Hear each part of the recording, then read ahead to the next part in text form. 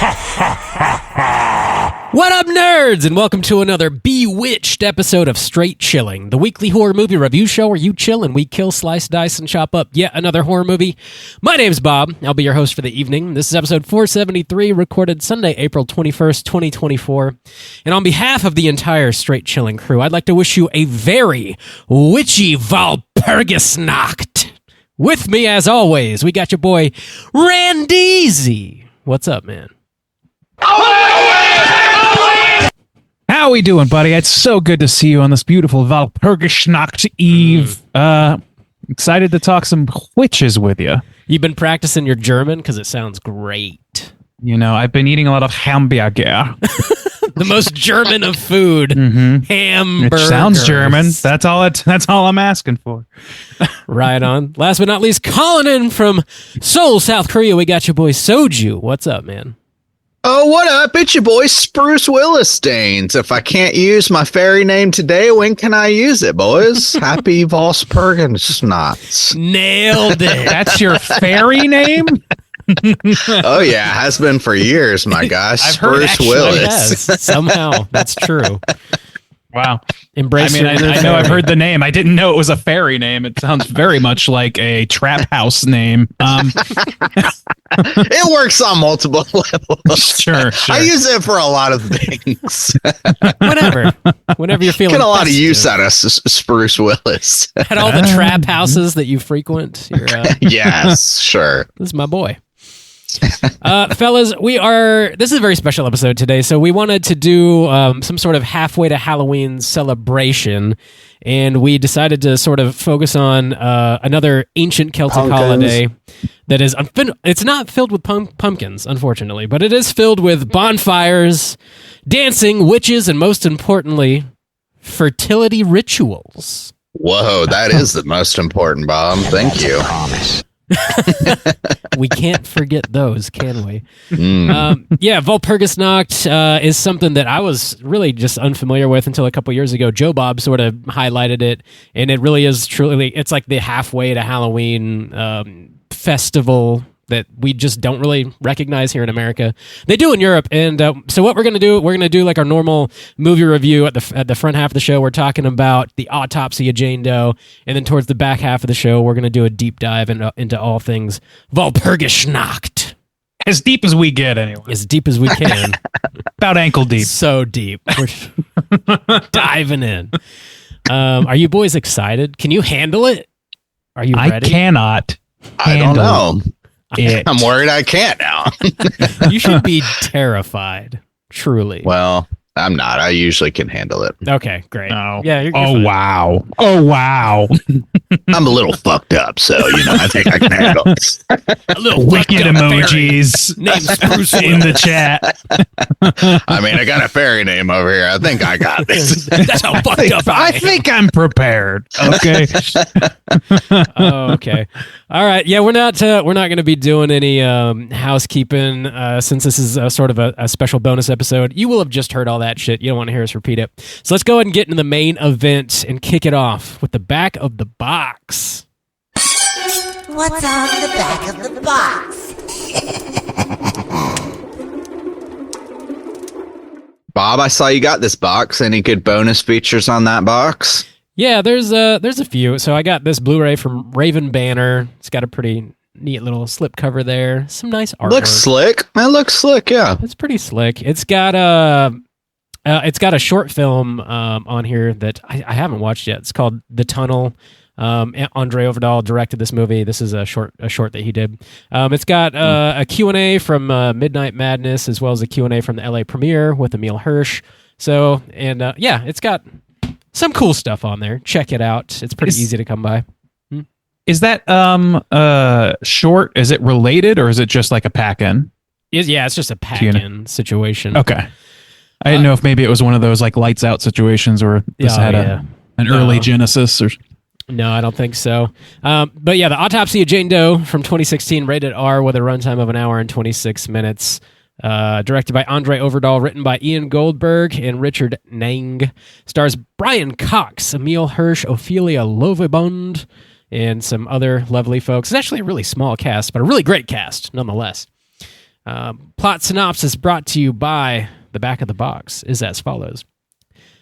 Father and son coroners enter a world of terror while conducting a late-night autopsy on a murdered young woman in the English-language debut of Norwegian fearmonger Andre Ovredal. Fearmonger? I don't know. He's a fearmonger. Yeah, that's weird. Yeah, it's kind of a I stretch. monger fear. We've reviewed a lot of his movies. Troll Hunter, we recently did that. I was about to say we've covered almost his entire catalog. We haven't covered Alma, which is he didn't direct. Okay, never mind. Mortal, we didn't do either. And Demeter. Yeah, we did. We did cover that, Randy. Last Voyage of the Demeter. Yeah, that's what I'm saying. We covered that. Oh, okay, gotcha. Yeah, Switched I was trying to gears think on of me. that name the whole time there. Yeah, the Last Voyage of Demeter, I guess. Is how So they we say it. did Troll Hunter, Scary Stories to Tell in the Dark, and Last Voyage of the Demeter, and now this one. Yeah. He's got some I don't know bangers. him. He's got some pretty He good does. bangers, Yeah, he does. He does good work. Actually, I guess Mortal is not horror, so maybe we have covered all his horror movies now at this point. Yeah, I don't know anything about that. That just kind of snuck out. I think it's Norwegian. Maybe that's why. Yeah, maybe that is the reason. Close to the chest. Gentlemen, have we seen this movie before, and would we recommend folks check it out? Randy, kick us off. She's scared of you? Oh, fuck off.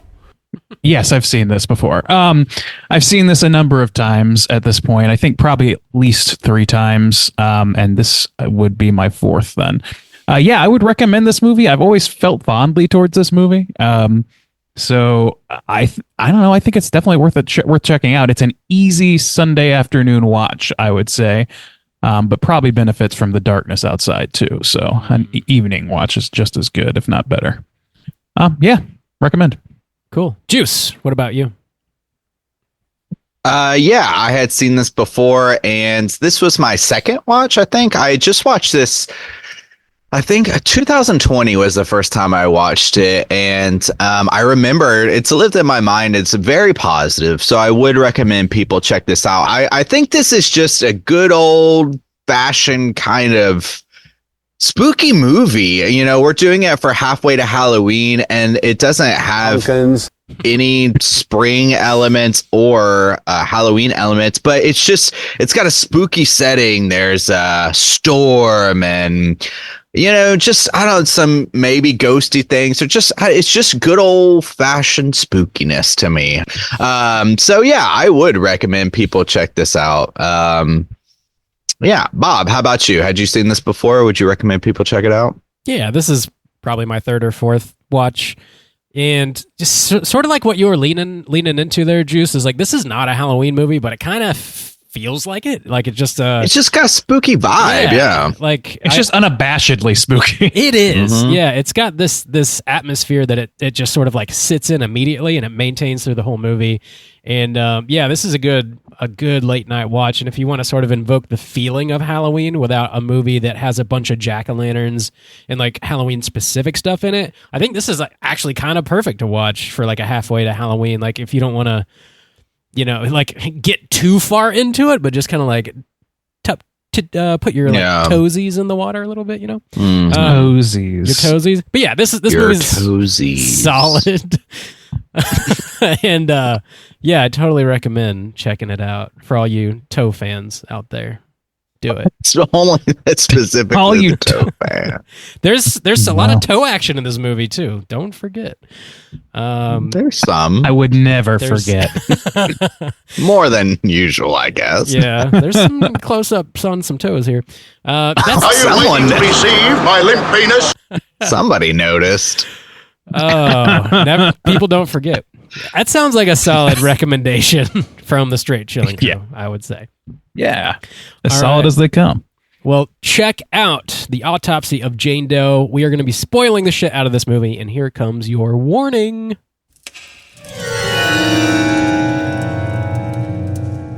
Spoiler warning.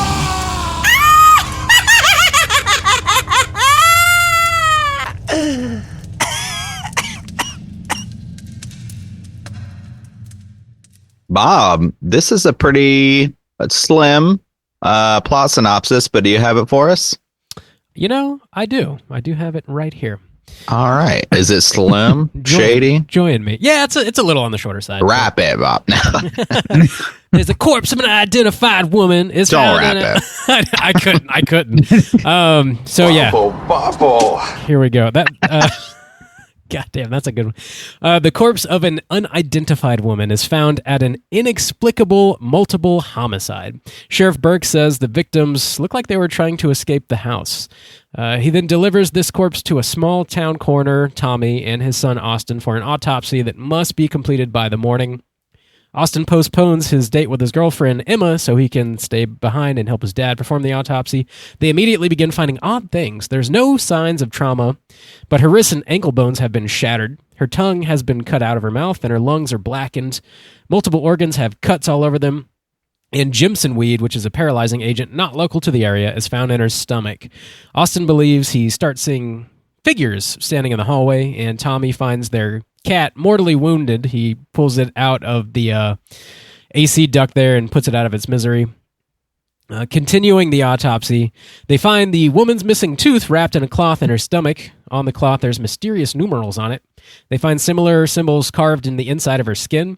All the lights then suddenly explode, and all the corpses in the morgue have just gone missing. Tommy and Austin decide it's time to fucking bail, but a tree has been blown over during the storm and the exit is blocked. They perform some further tests and discover Jane Doe's brain is still active. They also find the mysterious markings refer to Leviticus 20 through 27, which condemns witches. They also find the year 1693 written on the cloth, which is about the date of the Salem witch trials. Tommy hypothesizes the Salem authorities attempted to punish a witch and instead transformed an innocent woman into a witch, rendering her immortal and allowing her seemingly dead body to feel pain for all of eternity. Tommy offers himself as a sacrifice, hoping to save his son. Tommy's ankles and wrists break, mimicking Jane Doe's injuries. He reaches for a scalpel to cut out his own tongue and complete the ritual, but Austin stabs his dad in the chest to put him out of his misery. Austin thinks he hears the sheriff's voice outside and goes to investigate, but is startled by a vision of his father's corpse, causing him to fall over a railing to his death. The following morning, the police arrive and are yet again baffled by an inexplicable crime scene. Jane Doe is then transported to Virginia Commonwealth University via ambulance. Along the way, the radio changes the station, just like it had before in the morgue, and her big toe twitches. Roll them credits. Boys, in like another 10 years, we might get a sequel to this. Why not? Sure. The re-autopsy of... They find all the same shit. It's just the exact same. Yeah. It's just a bigger setting. They've got an It's audience. a full retelling, but it's goofier, like Evil Dead 2. Let's go with that. Mhm. There you go. That'd be fun. I would watch that. I would definitely watch that. That sounds interesting. Oh, man. So yeah, I like the setting here. It's kind of got a an American Gothic kind of feel, you know, especially the way he talks about his family doing it for generations and how they've extended it. So it's very old school, but as old as you can kind of get with American architecture and aesthetics and stuff like that. So in that way, you know, talking about the spookiness of it, it even kind of reminded me of, I think, like the Innkeepers or something, like an old spooky hotel. Or it's as spooky and dark and Gothic as you can get for America. It's like, yeah, this old basement, autopsy room and, you know, stuff like that, the kind of lights that are on the walls and this spiral staircase that goes up and stuff. It's a cool setting. I like it. You know, I agree with that, but it also, like, the setting, and not in terms of like the physical setting, but in terms of like the setting of the narrative, like what, like the premise, I guess, is more accurate. Like, that is more like Tales from the Crypt to me, or something. Like, this is kind of a pulpy story that's very simple. Yeah. There's not a whole lot, like, right under the surface, at least not that I've ever detected. But it just plays itself so straight, and it's playing with like two fucking pretty behemoth actors in this movie to help you like completely swallow all of it. Like, that's the thing, is like it plays it straight, and it plays it straight with fucking phenomenal actors. And so like it just kind of works really nicely. It's nice to see. It's that same thing that we talked about with like Eggers for the witch and all that stuff, where it's like just taking something that is so easy to take the piss out of and taking it strictly at face value and just really putting your back into it. That can work. It can backfire just as easily, but I think it works here. Yeah. I think as I was watching this movie, I realized, like, man, there's a lot of really solid horror movies that take place in a morgue. Maybe not entirely, but at least partially. Like, I just really love that setting. It's such a creepy vibe. Like, I've never been in one, and I don't ever want to be in one, but like, it's, you're surrounded by these fucking bodies, and like, you're potentially watching folks cut one open. Like, there's a lot of scenes in Reanimator that take place in a morgue, and it's just Return of the Living Dead is another one. It's just like such a great space to be in for a horror movie. And yeah, Haunting of Hill House. Yeah, dude, exactly. It's another great one. I think they do a lot with that premise too. The sort of Saved by the Bell gag with the bell being on the toe, I think is really great. All the bodies like coming alive and being possessed by this like witch spirit is super cool. Brian Cox gets his ass beaten like twice in this movie. Yeah, he does. He gets. He also gets like pentagram bruises or some shit. Yeah. Like, I don't know what was going on with that. Like, yeah, he takes a beating, and Emil Hirsch doesn't get a lot taken from him, like, except for, of course, his girlfriend. Like, physically though, like, it's definitely Brian Cox taking the brunt of everything. Yeah. Well, I wonder if it's because he was doing a lot of the main autopsy work. Maybe. Because even he starts peeling his skin, he does ask him like, "Hey, come help me with this" or whatever. But he is definitely digging in there. Maybe that has the effect or something. I don't know. I didn't really think about that until now, but yeah, he does get the brunt of it. Yeah, he gets. Well, and then eventually, like sorry, go ahead. He gets his ass whooped in the bathroom by like some the bathroom, ghost. And then also again in the hallway when it's all like fogged out somehow. Yeah, he gets worked over. Somebody's wailing on this guy. Emil Hirsch gets off light.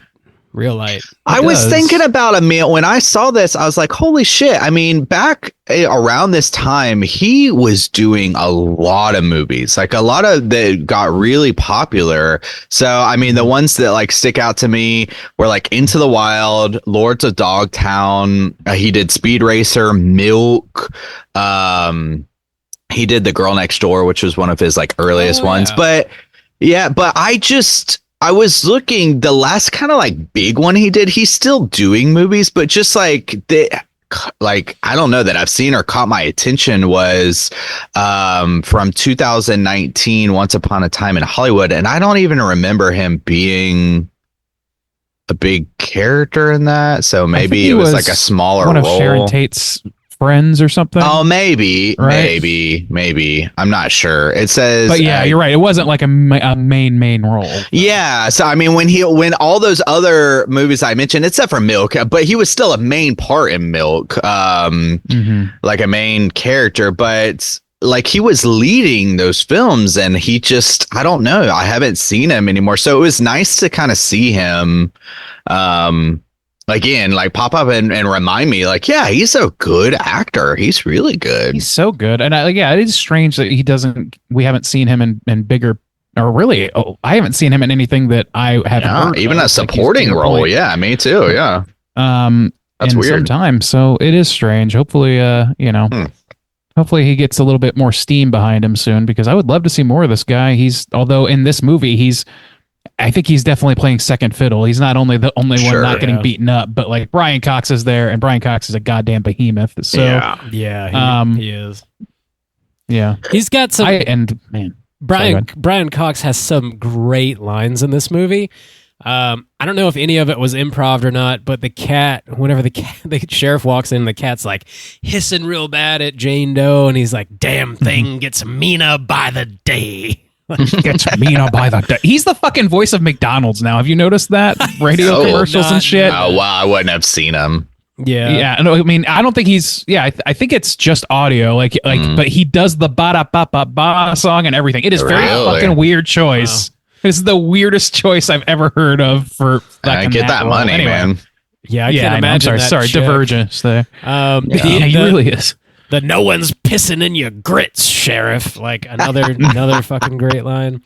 The way he fucks with Emil Hirsch's girlfriend with the bell or whatever. That was cool. Yeah. It's like, I don't know. This guy can do anything. Like probably his best recognized role at this point is Logan Roy, who is just the most cynical rat bastard operator in the world. But he's played a lot of like different things. Like he's a very versatile actor, and in this movie he plays kind of like a really like likable old dude. Like it's nice to see that again. He to connect this even harder to like a halfway to Halloween situation. He's in Trick or Treat, which is arguably Trick or Treat, one of the best Halloween movies. So lock this in for sure. halfway to Halloween, folks. Do it. He often does play a villain, though. I guess. I mean, he was in Troy. He was in X2. Yeah, that's true. Yeah, God, he wasn't been in Super so Troopers, many movies, though. This fucking Super Troopers is so good. It's so good. Yeah. Towards the end of this movie, I think one of my favorite lines he drops when they're looking at the piece of brain under the microscope, and he's like, "No wonder we couldn't find a cause of death. She's still alive." It's like, yeah, that's so ridiculous, pulpy, man. I love it.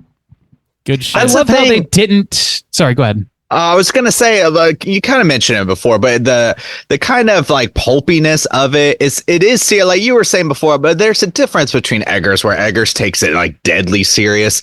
This leans into it. It's weird because, you know, you mentioned Tales from the Crypt or whatever, but it's funny that he also directed Scary Stories to Tell in the Dark, because that's kind of what it feels like. A story from one of those books, a campfire tale that you're telling around, you know, with, you know, when you're young and you're getting into things. So but it feels like it's brought to life a little bit, like taken a little bit more seriously than just like a campfire tale, but not so deadly serious. No, that's fair. I don't think it's definitely not quite as like as I don't know, grim as like The Witch or The Lighthouse or anything. And it's definitely not as like packed with avant-gardeness to it. It's just kind of is that story, except they're not doing a ton of winking at the camera. They're just like, when they have Brian Cox read that line, as ridiculous and funny as it is in isolation, he's reading it like in an oh fuck voice, and because he is so strong, and because they cast this thing like it's the fucking best movie ever of all time, it just plays straight somehow, and it like you just have to interrogate it for a second to be like, yeah, that's kind of silly though, isn't it? I love that he sells it though. He really does. Like, I know. Like, you're along. He doesn't for the break ride. kayfabe for a second. They do such a good job. Camera. There's not. They do such a good job. Like when they actually start the autopsy, each little layer that they peel back about this woman is just like, it blows your mind a little more and a little more and a little more. And like, what the fuck is happening? And it is, I might have to go back and beep out the fact that you mentioned this is a witch movie, Juice, before we drop the spoiler warning, because it is kind of a spoiler. I had no idea the first time watching this that it had anything to do with witches whatsoever. Did you guys know beforehand, or were you just like, holy fucking shit? Well, I told you I didn't know the second. It's like I didn't know a witch movie.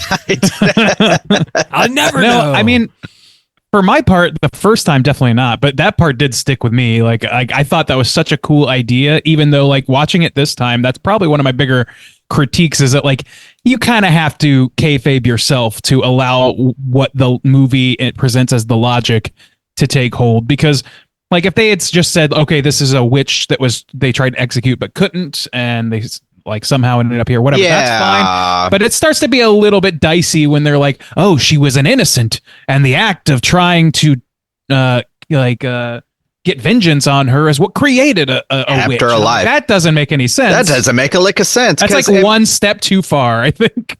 Yeah, I mean, in some way, this could be like the serious kind of take on the Hocus Pocus story, where, they were attempted to kill them. There's some spell that links to her that keeps her alive. But how would what do you call them, Max? Yabos? Yeah, exactly. Ready to go. But, oh man, the more we get into this, the more Halloween is peeking in, and I'm just oh god, oh no, my seasonal order is all. I still got 2.5 months before Halloween season. Trigger kicks warning, off. everybody. Yeah, but no, it is to an innocent, and they made her stay alive. It doesn't make a lick of sense. Yeah, I think I kind of get like what they might be going for metaphorically there, but like maybe as she was dying, if she like, even if they dropped a line of like she made a deal with the devil to not die, but now she's stuck in a comatose state and she's also cursed, because like that would make some more sense, because there's tattoos on her skin and stuff. I mean, it kind of feels like they looked for a reason to make sure that the audience wasn't doing like, it's like they wrote this with the person who's going to be like, the Salem witch trials was illegitimate, however, and there's no such thing as witches, and all. Like, it's like trying to undercut the naysayers and the cinema sins people, you know what I mean, by saying like, oh well, we know that, but this is why it works anyway, and just I don't know, it doesn't need that really. Just like, if you're gonna lean in, and I think that's the part where they pulled a punch they didn't need to and overcomplicated things because of it. It is kind of a weird choice. Just let her be a witch through and through. Yeah. Like, why not? Yeah. Right. And they can't kill her because I she's like a Justin's, witch, you know? That's it. Yeah, I liked Justin. I liked your suggestion of being like, and she sold her soul to the devil on the pyre or something like that. Yeah. Like if that was written on somewhere on the, I don't know, like there's a couple that ways adds you can in a handle monkey's paw situation too. I don't want to die. I want to live. Well, she's alive, but she's always in pain. Or what like we really need is a 15-minute flashback to see her being tortured and signing a document with the devil as she burns up. That's what we need in this movie. He needs to offer her pretty dresses and butter. and butter. Part of me does think that could be beneficial to this movie, but like, it does such a good. That's my go-to. You want some butter? I heard you like butter. I sold my soul for a bowl of butter. For a tub of country crock. I got fucked. God damn it! I can't believe it's not butter. The devil fucked me. Monkey paw curl. This is margarine, bitch. Can't have it. Can't have it. But yeah, no, I mean, part of me kind of does want there to be some sort of like flashback, but I feel like that's when you start getting more into like I don't know. I like the isolation and the enclosure of the bottom episode. I don't think that like. I think that would suffer in exchange. I think that, Justin, your suggestion of just like dropping a line or like some hint to that's the case would have been better. Or like just some not do it. contracted skin that's got her like signature on it or something like that. Because you could even work that in. Oh, you got to find her name. Because the whole thing is Jane Doe or something. I don't know. Something like that. Yeah, I don't know. But Mr. Mixelpix is her real name. Well, so one thing that is kind of fun too that I think adds to our general kind of feeling of spookiness towards this is it is this, as they're pulling the piece apart, it is this kind of mystery which goes back to the aspects of Scooby-Doo. They're finding these clues and like, oh, I found this, and oh, it's her tooth, and they're like folding the skin or whatever. But it's I know it kind of feels like that, like the clues and the pieces and the unraveling. So procedural. That's a fun aspect of it too. That definitely helps it and kind of sets it apart too. You know, I like these pieces. We talked about the actors being really good, but you're right. These pieces easily, if one of them didn't work as well or something, you know, like if they didn't sell the investigation piece of it where it just felt like they were dumping dialogue on you for a whole movie, which is essentially what they do a lot of the time, then that could have easily made this much, much worse. So it is kind of like a house of cards, but it holds up. Yeah, I would say it would suffer greatly from not having, like, the thing is, like, every beat, every discovery is in itself shocking. And successfully so. If any of those in particular, then it's like boredom, you know, then it just becomes exposition. Yeah. Brian Cox reads from like multiple books in this movie. Like, so if you don't give a shit about what he's selling, you know, that could be very boring, very quick. But luckily, and to be fair, sometimes they do make I mean, there are definitely huge leaps in logic. Why would anybody think that or just? But they sell it well enough to where it doesn't bother me. I could easily see if somebody said it did bother them. because a lot of times it is just kind of like, and I make the leap in logic to this next thing, and that's what it is. And, you know, that's fair. But I think I personally wasn't bothered, and I think they sell it well. Yeah, I agree. Yeah. I think that like to the extent that they give leaps in logic, I think that they are kind of like backed into that corner by experiencing some pretty fucking unbelievable shit. Yeah. So like, I don't know. There's a couple of moments where I'm like, well, how did they reach that conclusion exactly? But for the most part, it's like it's like Emil Hirsch and his father like having the arguments like, you can't keep denying that this is clearly not normal. Like, yeah. And like, I was just interested in the way that like Emil Hirsch and his dad kind of did like the skeptic believer thing. And I think that helped helped ease and assuage some of the info dumps, you know, gave them something to bat back and forth.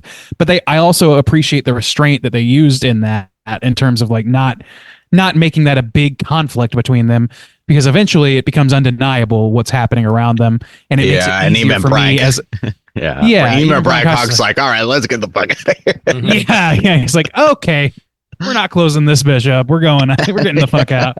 Yeah, so I don't know, like I like that there was a little bit of that, but not to the point of like absurdity, which is where so many of movies like this would like to go, just because it's a really simple conflict to write. We're in a post X-Files world, so lots of people do that. I don't know. I just like the way it was used, but not overused, I guess is what I'm getting at. That is a good point, because I do think that not only helped push the narrative along, and that we're finding these pieces and we have to get some info about it or what people think about it and pulling it apart, but also I think it helps build the characters in a way that I think the father-son aspect actually works really well in this film, and a huge part of it is the actors pulling it off, but I do think it is written well enough, and we have these little pieces that really help sell that, of the interacting with the girlfriend, the obvious like respect that the son has for the father, and the kind of like willingness to like prove his ability and like stick by his father and kind of help him out. But then they do have this little push and pull where he's like, well, if you want to go. And you could tell he's not like being cruel to his son. He's not being like an overbearing piece of shit, but like, I feel like you are always understanding the aspects of being the father and also like being in charge, and then the aspects of being the kid, and like, so yeah, it balances pretty well in that aspect, actually.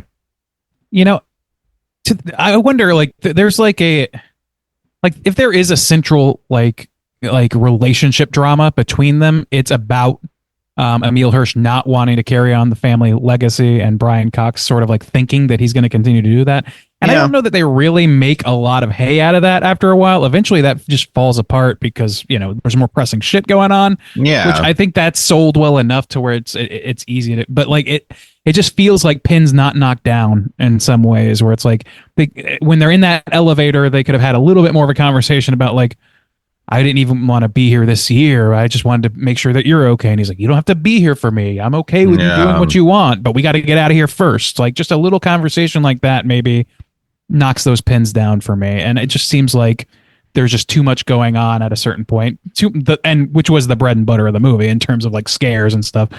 But I don't know. That's another criticism I guess I have towards this movie, is that like I like their relationship because they are so neither one of them, it's not a combative relationship. It's a relationship where they care about each other, but they want different things, and they have to meet on mutual ground on that. And clearly there's some sort of positioning of the mother as like the person between them that maybe, you know, was a conduit for them that's now missing, because and we also get a lot of like a little bit of detail about her. It sounds like she committed suicide to me, and I'm not sure like, and a lot is made of that either. It's just like an absent parent. It could have been anything, I guess, but it's weird that they chose suicide because they seem like a pretty reasonably happy family, and maybe that's part of the tragedy of it, but it doesn't, I don't know. I don't know what to make of it, I guess is what I'm getting to.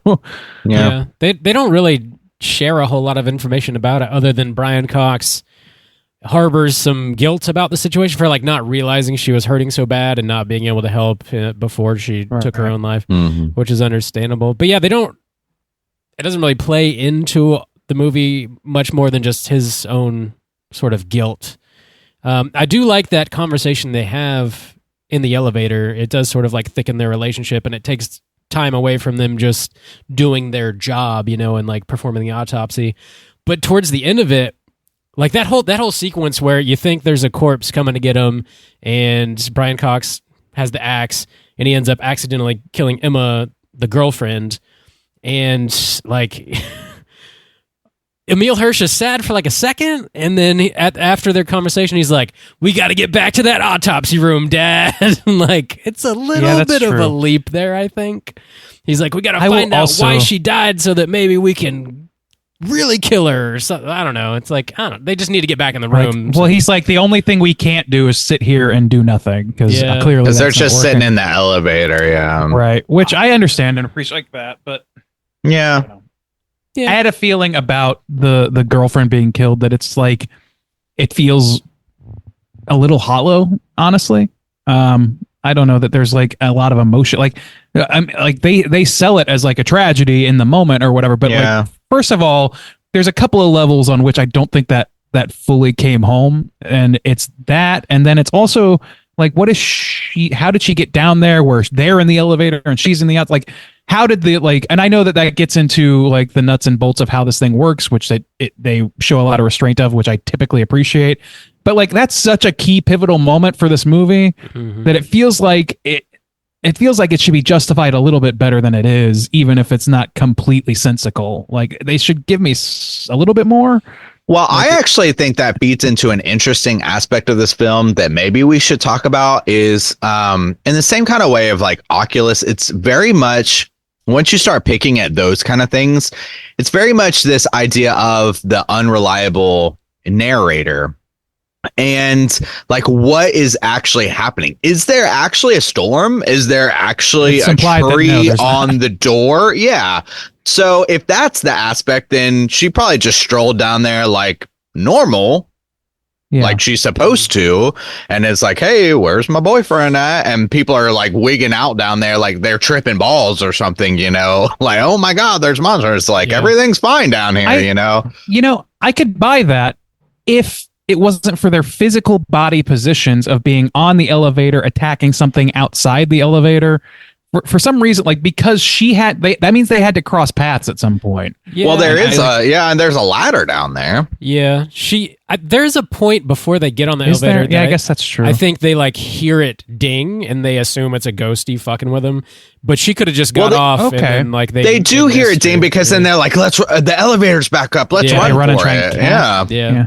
So yeah, I guess so. I don't know. Like I feel like maybe there's just like, there should be I don't know, maybe I'm asking to be spoon fed this, but it like that is just such an important moment that like this woman that we've met for only a few minutes, it feels like a huge emotional turn that is not really totally earned for her, like as a character.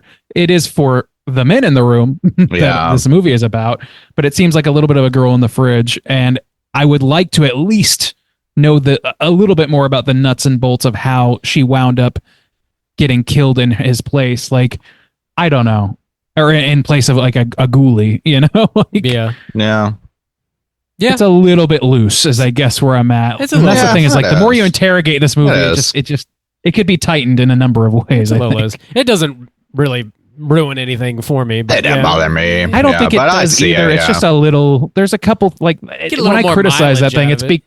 I think it could be just more buttoned up.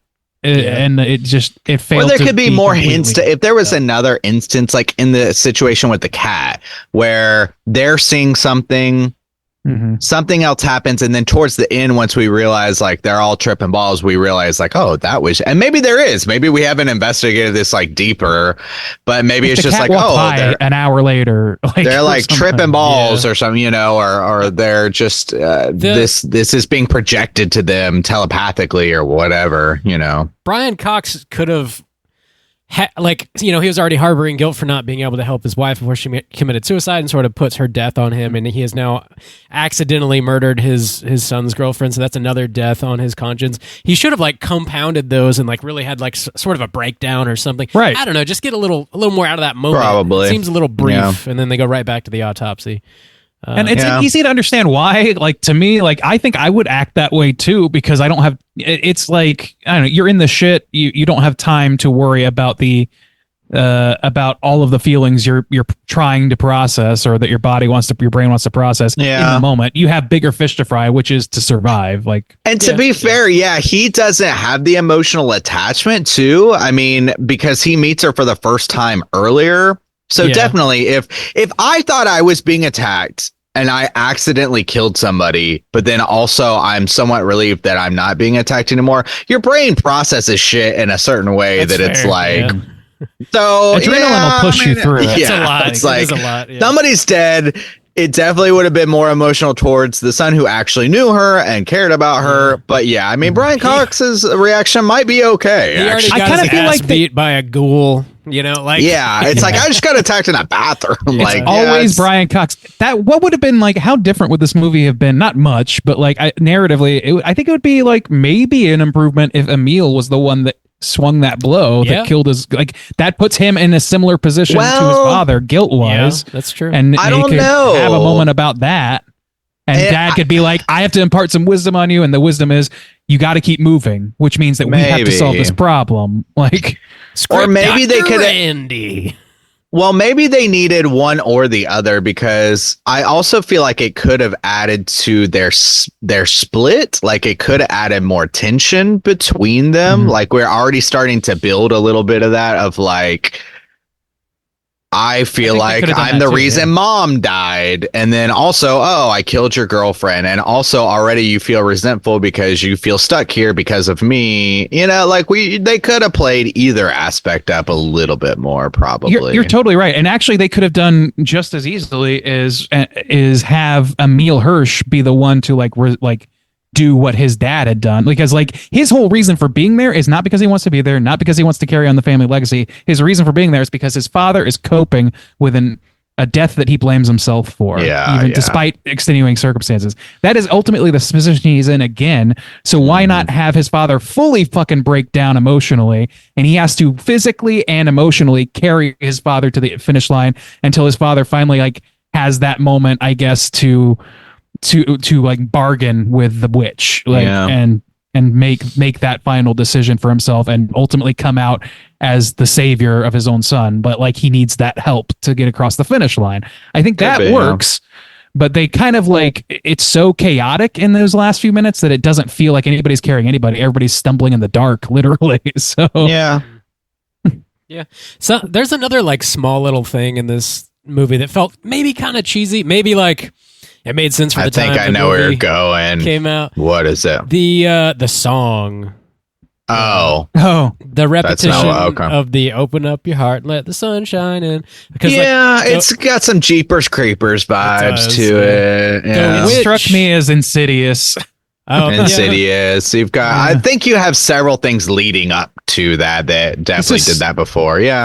The witch, 3 years after The Conjuring, changes the radio station to play that song specifically for some reason. Like, why the fuck would you do that? How would she know that song? Questions. But also, that's my question. When Emil, I believe it's Emil, thinks he hears the cop outside, and he's like, you gotta open it, you gotta pull it open, you gotta open your heart and let the sun shine. And he sings it's like, I don't know, man. And then at the very end again, I kind of like that. It's cheesy, but I kind of like it. Cheesy. That's the thing. It's one of those pulp moments they play straight, and I like it. It is. That's the thing. That is one of those moments where I understand, but I personally liked that moment of him backing away, because I don't know. I feel like Andrea Overdahl is really working with like a limited situation here. And I think that's one of those moments where you can pull something like that up. Maybe he found this song for free, and then he's like, well, how can I work with it a little bit? And it's one of those things where I easily understand the criticism, and I don't knock it at all. It just didn't personally bother me. But it definitely was influenced by things of the time for sure. I think it definitely was like that. That was just like the move for these haunted location movies when Conjuring, Insidious, all the James Wan-verse started kicking off. People were like so breath of fresh air that people were doing these like sort of creepy things, like, and that was one of them. It's clear that was like borrowed, and it wasn't. This is not the first batch of movies to do that, obviously. But I thought that like it was definitely part of the trend. There's not a ton of trivia on this, but one of the things I did find was that Overdahl was specifically inspired after watching The Conjuring in 2013 to make a horror movie. Right after he saw it, he called his agent and said they should try and find a good horror script for him. And a month later, they showed him this. So, yeah, it's kind of got that vibe, that creepy vibe, you know, The Conjuring has. Yeah, it does. Yeah. I think like the as far as the song goes, like, and as you were talking about that moment earlier, like I like when the quote unquote officer says like starts singing the song or whatever. I think that's like pulpy and great, but the links to which we have to repeat that song to get there, I feel like the song's not the best choice. It seems almost like this is a song about being happy that's for children, and we're gonna make it fucked up. Like if there was some line about the devil or something in there, and it's a Chris gospel song originally. I think. I'm not really familiar with most of the lyrics, but yeah, it says something. You know, Mom told me this about the devil, or what, you know, whatever. Yeah. So they found some free. Well, so where I thought you were going with the cheesiness is one thing that hurts this movie, not a huge amount, because for the most part I see the strings, but I kind of seeing the strings kind of makes me appreciate it, because you're working, I think, with a very limited situation. Like I said before, you have a very small cast. The effects that you use, I think that he used them, like having this one kind of maybe model or whatever, and being able to pull it apart, like, oh, there's tattoos in here, there's like a tooth in her stomach and stuff. I think they use that to good creepy effect. And then you have some other things, but anytime we have to do some special effects here, they look janky. The fire was the biggest one for me that stood out as looking really bad. The other one that stood out to me as looking pretty bad is when they're looking through the hole. And the woman who's got the sewn mouth and it like stretches open. So anytime we're using any kind of effects like that, they don't look good. It's pretty sparing. It is. The fire and that situation are the only ones that really stand out to me as like me catching my attention as being bad. The fire didn't bother me, but the mouth did. Yeah. See, the mouth to me it was kind of a little bit of the opposite. I was just like, well, that's just like bog standard for movies that came out this time doing this sort of thing, this sort of movie, whatever. But like the fire, it almost seemed like a studio note at the end is like, add more fire to this. Like, but like the actors' reactions, and then it's just gone. It's literally like engulfing the entire ceiling, and then it's gone. And it's engulfs of like, and they're like, oh, get the fire extinguisher. Like, they're like, oh shit. These are good actors. I feel like if they knew that the whole goddamn fucking roof was on fire, they would probably react with more urgency. Yeah, because and then they just spray the body, and then the ceiling fire is gone. It's so stupid looking. Well, the body, like, kind of like it's the last thing burning, and it kind of dissipates on its own, and that's part of the mystical of it. But like he's spraying off everything else. And I don't know, like, I think all that works except the look of it doesn't look great. Yeah. And the way that Brian Cox and Emile Hirsch react to it as it's taking off, I'd be like, oh, fuck. Like, oh, my God. It literally engulfs everything.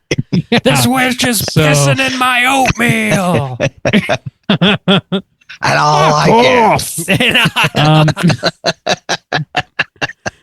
Yeah. That's a hearty breakfast. It's sterile and I like the taste. Hey, that's real. Any other major points you guys want to touch on? I think we kind of worked through most of them before we rate this bad boy. That was the last one I kind of wanted to mention, was just that kind of ding a little bit. Okay. I got to look up his name, but the actor who played the officer was out of Game of Thrones as well. He was Roose Bolton. Yeah, he was Roose Bolton, and I'm just trying to look up the actor's name. Good call. Michael Hatton. I'm sure I'm pronouncing that poorly, but anyway, I was just like kind of psyched because I don't think I've seen this since I've watched Game of Thrones. It's been a while. I watched it a few times when it was still newish, but yeah. Anyway, I didn't clock him. Yeah, I didn't. I mean, as soon as you said that, I was like, yeah, Bruce Bolton, but like I didn't think about it. Yeah, good call. Nice. Soul Roos. Hell of a My cast. boy Bruce. Good guy. He's a good guy, Bruce. He's a good guy, you know? I know him intimately. He's a get shit done guy. He's my boy. That was my favorite character. I was really rooting for him. Team Roos. I thought he was going to be king. It should have been him. Should have been Roos. Justice for Roos. Start the My hashtag. boy. He did nothing wrong. It's like my Team Todd crusade. God damn. Oh, yeah. Todd. Team Roos. Yeah. God. I was God, gonna I'd hate pick to the see your biggest- ironic shit posting the during World biggest War II. son of a It would be bitch. very fucked up. All right, let's rate this thing out of 5. Juice, why don't you kick us off? How do you feel about the autopsy of Jane Doe? Yeah, it was nice to revisit this one. It is still a little weird. Like, I appreciate and I don't of like the witch aspect of like this being a witch aspect, because it is such a good movie that like saying the words "she's a witch" then ties it into be like, oh, this is a good witch movie. But at the same time, it doesn't necessarily have elements that obviously I forgot that link it to me as like a witch movie. And the explanation of why she's a witch is one of the weakest parts too, in my opinion. So little push and pull on that one, but just in general, I really enjoyed revisiting this film because it is just like just straightforward, fun, solid, spooky vibe movie. It's like serious enough. It's got good enough scares, and the actors obviously pull it off. I think it's mostly written pretty good. You know, we could have made some tweaks to it that probably would have maybe improved it a little bit. But in general, like just as a low key, fun, spooky experience. I love the thunderstorm too. I think this would be a great watch for a rainy day, a rainy night or whatever. It's just a solid like cornerstone type of like spookiness. I feel like you could always just go to this one if you just want something to just hit that mood, and I think it does it pretty well. I love watching Brian Cox on screen. He's killing it, and it works well with Emile Hirsch as well. Like he does it well, and I think the dynamic of them as father and son and like some of the conflict that's going on works well. Got some good, fun, spooky scares. Nothing that's blowing my mind. Nothing that's like super original. But I like a little bit of the Scooby-Doo aspect of it too. Finding the clues, putting this like pieces together, figuring it out. Some cool, like, the tooth in the stomach, and the thing looks like it's made out of skin, and it's like got some shit written on it. And like, I don't know. It's just some good pieces. I'm not gonna give half star for Yabos on this one, boys, just because that doesn't feel right. That's fair. Yeah, yeah. Take a good look, because it's the last time. Well, I hope not. I do like the tattoos on the inside of the skin. I think there's like little elements in here that they don't even necessarily need to focus on or stuff. It's just like cool little aspects, or like these internal stab wounds without any external showings and stuff. There's just like cool little details in here that definitely have you like intrigued when you're watching it. And I really like seeing them put the pieces together and try to figure this out and going along for the ride. It just, it works. It works well for me. I like it. It's definitely got some problems. It's definitely got some datedness, but on the whole, I like it. I think I'm going to give this one a 3.5. All right. Max likes her Yabos. In fact, he loves them. He loves them. Bob, out of 5, where are you going to rate Jane Doe? I like it on the whole, says Juice. Pretty much in the same boat. I like it right on the whole. On the whole. The atmosphere this movie establishes is just so great. It's exactly what you want out of a horror movie, specifically sort of like a haunted house kind of vibe. The setting is amazing. This like 100-plus-year-old morgue in the basement of this family house that's been owned for like 3 generations in Virginia, and the storm rolls in. It feels It feels just like kind of like a spooky fall evening. Yeah. Or, if you're trying to watch it for halfway to Halloween, it could be, an April shower rolling in, perhaps. Whoa. Whoa. My. Hey. The general idea is badass. This movie completely set around an autopsy, and all these crazy little pieces that they find just continuously blow your mind. The actors really sell the dialogue and the snooping. They've got a great chemistry on screen. It really does kind of feel like a father and son. The tow bell scare, I think, is probably my favorite, like, ongoing kind of gag. I think they get a lot of mileage out of that one in this. The cat was super fucking sad when they find him all, like, half mangled in the air duct. That was fairly effective. The goofy lines that Brian Cox drops is absolutely fantastic. There's some like cool scares with like they have this like mirror in the hallway where you see like these shadowy images in there. They use that a couple times. That works pretty well. The brawl in the bathroom is pretty solid. There's just like a couple little moments that don't work that we've already covered pretty well. But this is like a tight 90-minute movie that is just like it's everything that you could really ask for out of a haunted house kind of spook show kind of movie. It's just a fun ride. It's just really, really cool to go on this journey with these characters and discover these things as they discover them. And it's one that is worth multiple watches, I think, specifically because if Justin can completely forget the main reveal at the end that she's a witch, like, yeah, give it a couple years and rewatch it. I like this one quite a bit. I'm going to come in with a solid 4 out of 5 on this. Randeezy, nice. How do you feel? Let's see. So, yeah, I mean, this is a movie that I really enjoy. Like, I on the enjoyment scale, it's pretty high up there. But, like, having looked at it more critically this time, like, there's definitely some stuff that, like, doesn't truly work when interrogated. And I think if I had to put, if I had to distill it down to a thought, I think that the actors are the thing that saves this movie. I think that, like, the insanely capable and likable actors that we see through the majority of this movie, like the bell thing, for example, like you mentioned, Rob, like I also like hearing the bell. I like the lore behind it and making something out of that or whatever. But it doesn't make any goddamn sense that even Brian Cox would have that. He only did it on one of his 3 corpses, so it's not like like logically it just doesn't make sense. He's the logic of this movie is that, yeah, for one just only. Yeah, like only some of the time am I a traditionalist. Yeah. That's not a thing. So I don't know. Like there's things in here that like I like to dabble in traditionalism. Just put my toes in. Fuck. You sick son of a bitch.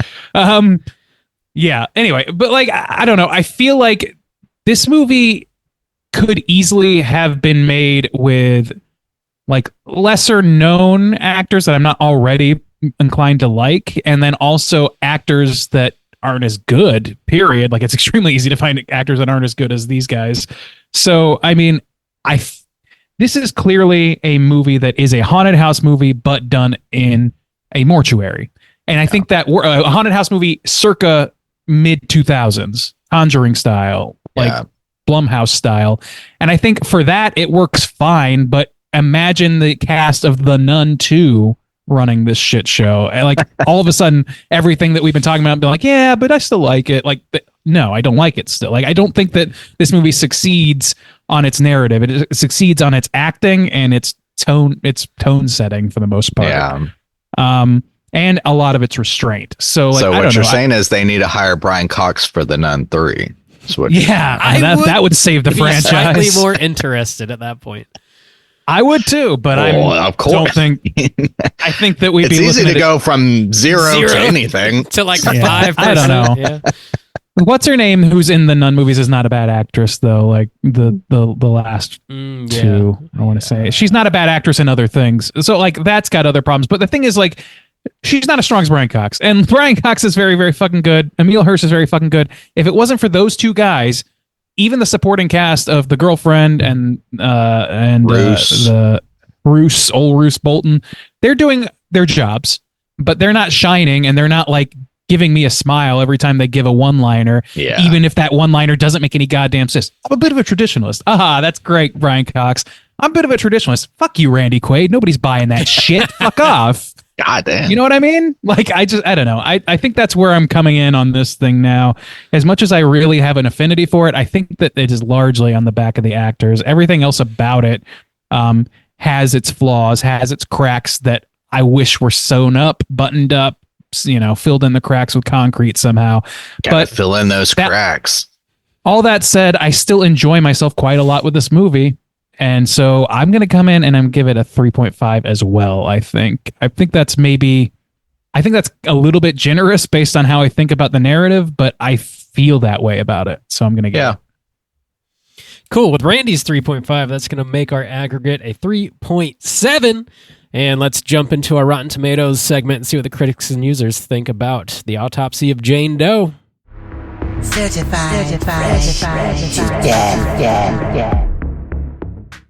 All right, Walpurgisnachtens, here comes our Rotten Tomatoes segment. This is where I'm going to have these two gentlemen guess with the best of their abilities what the aggregate positive score is from critics and users on RottenTomatoes.com for the film Autopsy of Jane Doe. I'm going to start with the critics, as we usually do, and start with Juice as our first guesser here. Justin, what do you think that the 109 reviews tally to in terms of aggregate positive scores? That's a decent sample size, but not too big. Given the time this came out, I think James Wan softened the blow for critics who were generally, like, for a long time. Like, if you look at a certain movie in a certain amount of time, I think they're more critical on horror movies.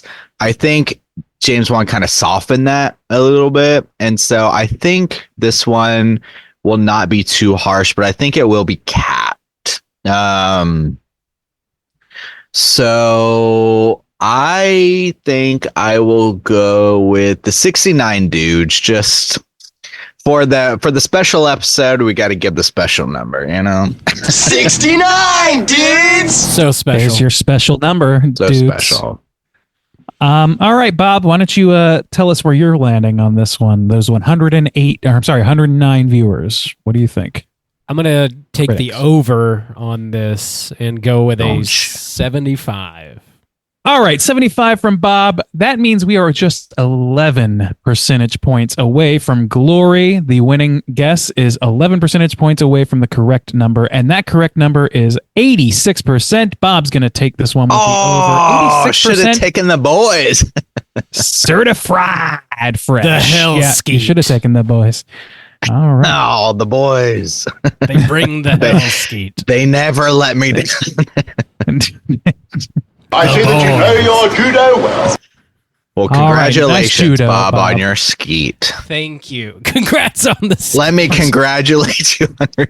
That's very progressive. of That's you, a man. true Yeah. friend right there. Yes. It's hard to I text come that by. to all my friends every night. I know you don't get it every week, Bob, so I'm happy. Hey, man. Congrats on the skeet. All right. Congrats Put on her your there. skeet. It's You been know? it's been a while, guy. I hope your jerking went really well. You got to guide your friend's cock. Of course. What? All right, let's go ahead and move on from that just ever so happy note. There are 10,000 plus audience ratings for this film, over 10,000. So quite a huge selection pool here. We'll start in reverse order. Bob, where do you think those 10,000 ratings are going to land in terms of an aggregate positive score percentage? That's I think it's going to be a little lower, but still, not low. I'll just do the same actually. 75. All right, 75. Juice, how about you? Over, under? Where are you going? Yeah, I don't know. I'm kind of feeling. I think I might take the same as well. 69. Yeah. 69. Double down. dudes. All right, you guys both doubled down. Let's see how it pays off. The correct answer this time is just 4 percentage points away from one of you. And the person it is closest to is our boy Bobby. Bobby's going to take this Whoa. one. Congrats to Bobby. Bubble. Well all done. skeet all day. That's a hell 71. skeet sweet, Bob. Got to sweep it. 71% is the correct answer. 71. So you just Like 4% sawdust. off, man. Sweep it up.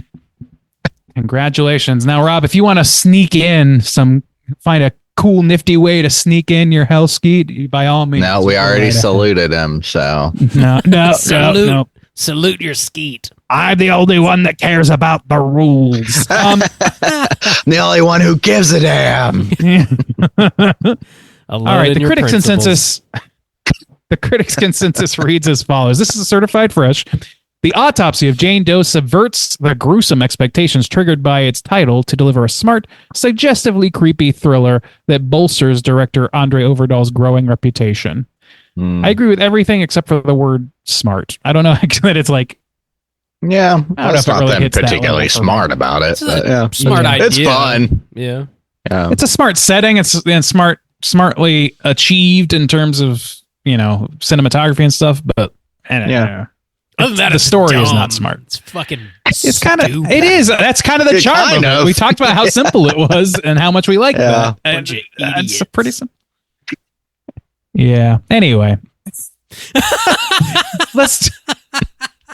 Yeah. Idiots! You got a negative Let's review? read some negative reviews as we always do to sort of round this thing out. Here's one.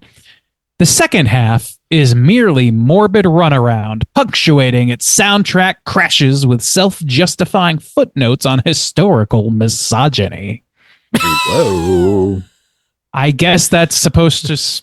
That's suggesting that the Girlfriend. Salem witch trial stuff Oh, no. Oh. was misogynistic, and they pointed that out in this movie, but I don't think they really did. They just sort of like... I guess they kind of paid tribute to it by doing the thing where it's like, oh, she was innocent, but now she's not, like that thing. I guess. I guess I could see that. I don't know if it's self-justifying, really, but, whatever.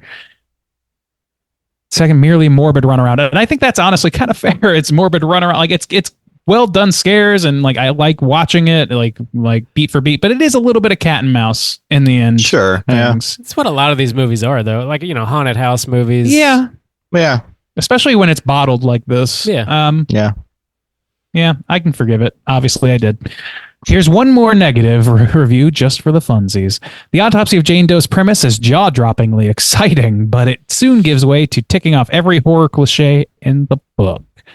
Jaw-droppingly exciting? I mean, I think they're overstating both things here. Yes. A little extreme. I dropped my jaw and I can't find it. It's gone. Oh my God. Yeah. Yeah, it's not that funny. So, hey, we try, don't we? Bob, how's that trivia looking? I just have like a couple really brief points, but let's go ahead and get into it. It's totally time for trivia. Okay. So, although there are some prosthetics used in this movie, obviously they're cutting up a woman, taking out her brain and shit. I thought that was a real corpse. Right. Whoa. The role of the naked corpse, for the most part, was played by actress Owen Catherine Kelly. Andre Overdahl felt that it was necessary to have a live actress for the part to help connect the audience on a human level, which I get that. Like, if you could just tell from the bat that it was fake, you'd kind of be checked out, yeah. I think, Yeah. I didn't even think about it, but yeah, that's it's complete necessity. Like, Yeah. we saw how they do fake people in the elevator scene, and it's True. not great. So this is definitely superior. Owen Kelly spent around 8 hours a day for 5 weeks laying naked on an autopsy table, which sounds awful. I guess before filming, she said she spent a lot of time thinking, quote, how am I going to be nude and still in what probably is a room full of men, which is understandable. That sounds difficult to do. She's got a history of modeling, and I guess did some like nude shoots. So she had like a little bit of experience doing stuff like this, but not to that extent. 5 weeks nude every day for that's damn. a lot. In front of Brian Cox. Damn. I don't know how to react to that. I don't either. It's just a fact In front that of somebody had to Brian deal Cox. with in front of one of the, like, you're an I have actress. to deal with this. Damn thing gets meaner by the day. Oh, You're an Brian. actress, and in a, like, I don't know if it's a breakout role or anything like that, but it's definitely a sizable amount of time on screen. Yeah. And it's spent mostly in the presence of not one, but two very good actors, one of which is extremely established. And that's got to be uncomfortable. Definitely want to get some extra attention there, you know? Dude, that sounds like a nightmare, honestly. That sounds like I'm sorry. I don't like where that was going. Justin pulling in the Cooter of the Week card. Yeah, Jesus. We'll wait for it. The song that plays throughout the movie is called Open Up Your Heart and Let the Sunshine In, performed by the Cowboy Church Sunday School. The version used is a 45 RPM record, but it's being played at the 33 1/3, so it's slowed down a bit. I guess it makes it a little creepier. Ooh. It always does. It always does. I come from a land down under. Jesus, man. A Vegemite sandwich. I'm sorry. That's all the trivia I got. I'm not. There really wasn't. Oh, really? Okay. There really was very little trivia. Not All right. much, yeah. Congrats on the big trivia segment. Hey, thanks. Let's go and get into our Cooter of the Week. Straight chillin'. Cooter of the week.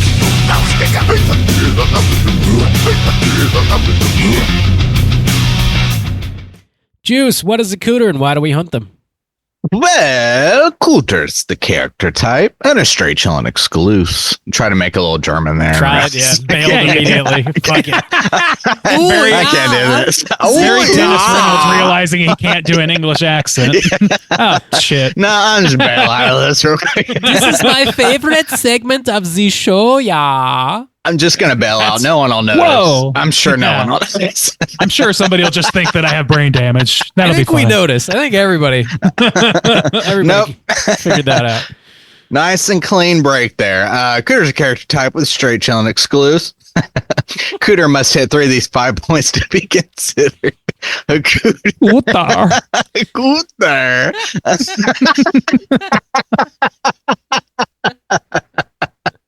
He's a type of character. Scooters. These scooters. Jesus Christ. We don't want to piss off the Germans, do we? Like, what are we doing here?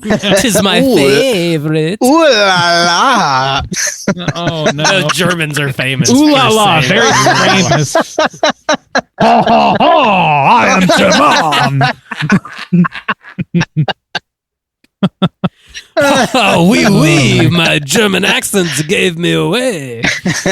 Why do you think I have this outrageous accent? All right.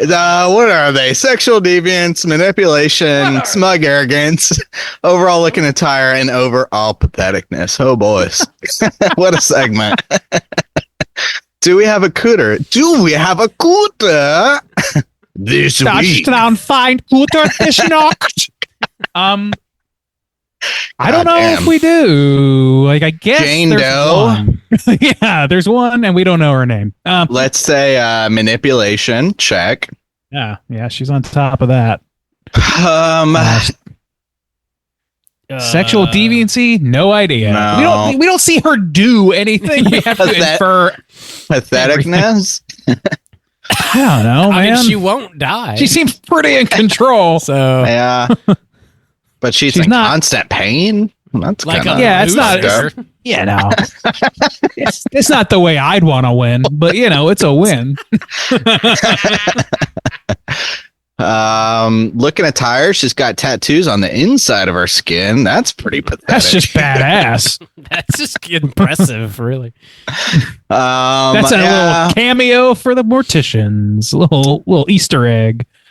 Yeah, I don't think know. she's gonna get it. Especially, I mean, she was like turned into a witch. Apparently, it seemed like she didn't really want to be one.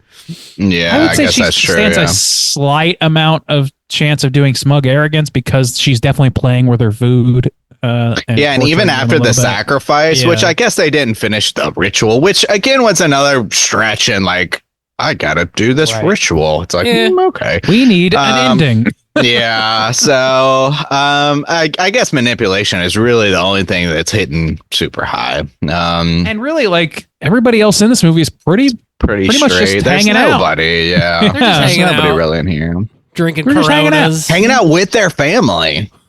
hanging out. Having themselves Hanging out. a party. Oh, it's a party? A Dude, I gotta revisit that too. Revisit our Birdemic episode. Yeah, if you want to know what the fuck we're talking about. Or just enjoy the show as it is. I don't think there's anybody else on it. Yeah, there's no characters there. Free. Well, at least we started off strong. We sure did. With our sweet accent. Or extremely weak. Yeah. Depending. I think weak is probably the way this is gonna fall. You see weakness, I see strength. Man, put that on a t-shirt with a picture of the Joker. You'll sell 1 million. Oh my God, you're a genius. The incel market's ready for that shit. It's always comes back to the incel. Always. It really does. Randy's always got incels on the brain. He has to sell them something. Yeah, he's got to do it. Here's a sweet Joker tee. I'll sell you bumper sticker to say, I'm not crazy. It's everyone else who's crazy. Wicked face emoji. Always comes back. All right. Brady's got Bob, you got a little special segment for us, Bob. Yeah, so that'll wrap up our Jane Doe conversation. But like we said at the top of the show, we are celebrating another ancient Celtic holiday, Walpurgisnacht. Purely and simply evil. We hope so. God, we hope so. So God. This happens halfway to Halloween. So if you're looking for something new to celebrate that people do still celebrate in various European countries, maybe take some notes and we can get some of our own traditions going here in America. And so this is kind of split up into two different parts. We'll talk about Walpurgisnacht, which is the German pronunciation of Walpurgisnight, and we'll get into all that. And then this Walpurgisnacht is definitely its roots are based deeply in the ancient Celtic holiday of Beltane, sort of like Halloween is to Samhain, Walpurgisnacht is to Beltane. So we'll talk about both, but I'll just kind of work down my bullet points here, and you guys can chime in as you feel, and we'll talk about it. We'll get into it. Interesting stuff. Well, of course, here come the demons. So, Walpurgisnacht, celebrated from the year 870 AD all the way up to present day in certain countries. Saint Walpurga was a Christian missionary living in Germany, born in 710. She died in 777. She studied medicine and opened a double monastery. She converted many folks to Christianity and protected them from witchcraft, allegedly. Walpurgisnacht, like I said, Walpurgisnight, Saint Walpurga, is the eve of the Christian feast day of Saint Walpurga, which is typically celebrated on April 30th and May 1st. It celebrates the canonization of Saint Walpurga, which occurred on May 1st of the year 870, so almost 100 years after she passed away. Holy shit. Yeah, she became a saint. And she was... I wonder if I'll be a saint 100 years after I go. Saint Probably. Stains. Saint Stains. Stains. Then I'll have a holiday. People later on pray to you, holding their rosaries, and then just like pour grape juice on their white think of some teas. fucking weird... I think of some weird traditions to mix in there. Just total banana shit. Sounds good. You can only eat banana bread, and you have to smear cream cheese on your asshole. That's the tradition. I like it. Damn, on the sounds whole. Great. Saint Stains once said, "He wants it on the whole." We know on the this. whole. It's in the scripture. Cream cheese on your It's in the scripture. Yeah, the Book of Stains. We all know the Book of Chill. Saint Walpurga was hailed by German Christians for battling pests, rabies, whooping cough, and, of course, witchcraft. Oh. Wait, battling witchcraft? Yeah. I mean, she was a Christian saint. Very... Gotcha. Sure. Anti-witchcraft. Well, that's interesting how then these two, like... yeah. religion, or like these two holidays, I guess, blend. Yeah. I guess it's the same thing of like Christmas and like the pagan celebrations. Oh yeah. There's no way this is all coming from one source. Totally. There's definitely like two traditions that were sort of next to each other, and they just blended. Yeah. And now they're the same. Yeah, now they're the same thing. Yeah, and you can do kind of whatever you want to celebrate. It's cool. The Christian thing or the pagan thing or a little bit of both, whatever. So Christians would pray to God via Saint Walpurga to protect them from witchcraft. In certain parts of Europe, many people still light giant bonfires on Walpurgisnacht to ward off witches and other evil spirits. So, big bonfires are very integral to both of these festivals. Some get huge.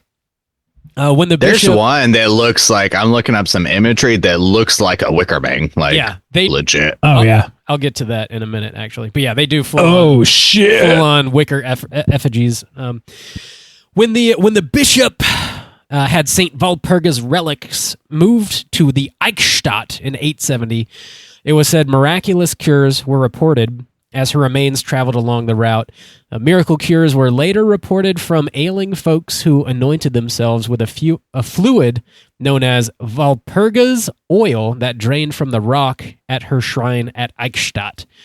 And like nothing I'd ever smelled before in my life. Allegedly, if you still go to the Eichstatt, they sell that shit in little vials. You can buy it. Oh, man. I've been to the Fountain of Youth in St. Augustine, Florida. I think I know how this works. It's real. It's real goo. St. Walpurga's goo. You can buy it. I don't think I will, Bob. Oh, yeah. You got to... No, I don't think I will. You got to put it on the hole. I heard it cures what ails you.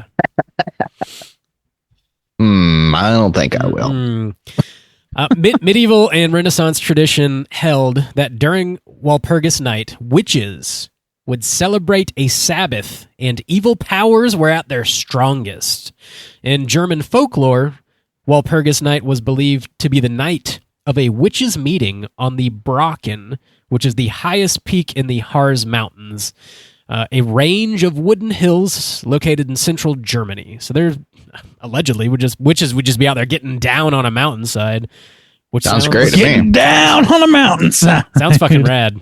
Imagine I'm just camping out, hoping they show up, and I just stroll up like, "Evening, ladies." Out for me into a newt. Out for old Walpurgisnacht, eh? Small Purgus knots. You order a stain? Did you order a stain? Good evening. I believe he just starts stripping immediately. They would just turn you inside out, just like with a snap. Wow, I'm counting on it. I'm counting on it, Bob. That's why I'm here. This sock puppet's ready to see things from the other side. Oh no! Spit roast me, gals. There ain't a bonfire big enough for this stain. God. Christ. Where was I? I don't know. In Bavaria, the feast day is sometimes called Hexennacht, which literally means witches' night, on which revelers dress as witches and demons. They set off fireworks, dance, and play loud music, which is said to drive the witches and winter spirits away. So that sounds just like fucking Halloween, man. Straight up. Doesn't it? Yeah. That sounds like a good Pumpkins. time. Well, it may, too, because with, the idea of Halloween and the time, isn't it, they always say the spirits are stronger at this time because of the equinox or something like that. I would assume it would be the same kind of idea on the flip side, right? Just on the opposite end of the year, it's the plains are thin, and basically the eve of winter versus the eve of summer. Yeah. Allegedly, yeah, it's kind of how it's split up. And there's four holidays that the Celts celebrated, one per season. I'll talk about that when we get into Beltane in a second here. In the Czech Republic, large bonfires are burned while an effigy of a witch is held up and thrown into the flames. That's how they get down on the Czech Republic. In Sweden, the Netherlands, Hungary, Germany, Estonia, England, Finland, they all kind of have their own separate Walpurgisnacht traditions. In the United States, however, the Church of Satan was founded on Walpurgisnacht in 1966. Founder Anton LaVey states in the Satanic Bible that besides one's own birthday, Walpurgisnacht ranks as an important satanic holiday, noting the Eve of May has been memorialized as symbolizing the fruition of the spring equinox, and chose that date well aware of the date's traditional association with witchcraft.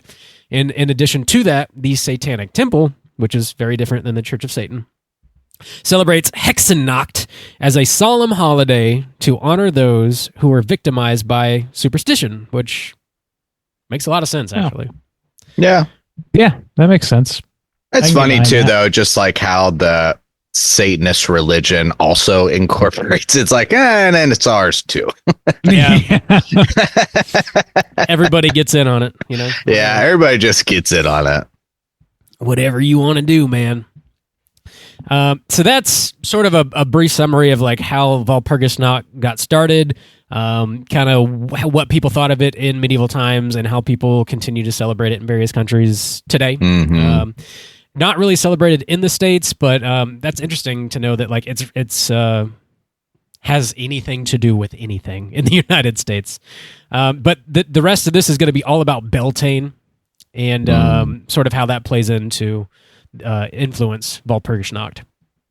I will say, leading into this, take a moment, anyone listening, like Beltane images on just like Google, just doing a Google search, look awesome. The costumes, the activities, the fire dancing, the decorations look really fucking cool. It definitely looks very Wicker Man Midsummer-y, but it looks awesome.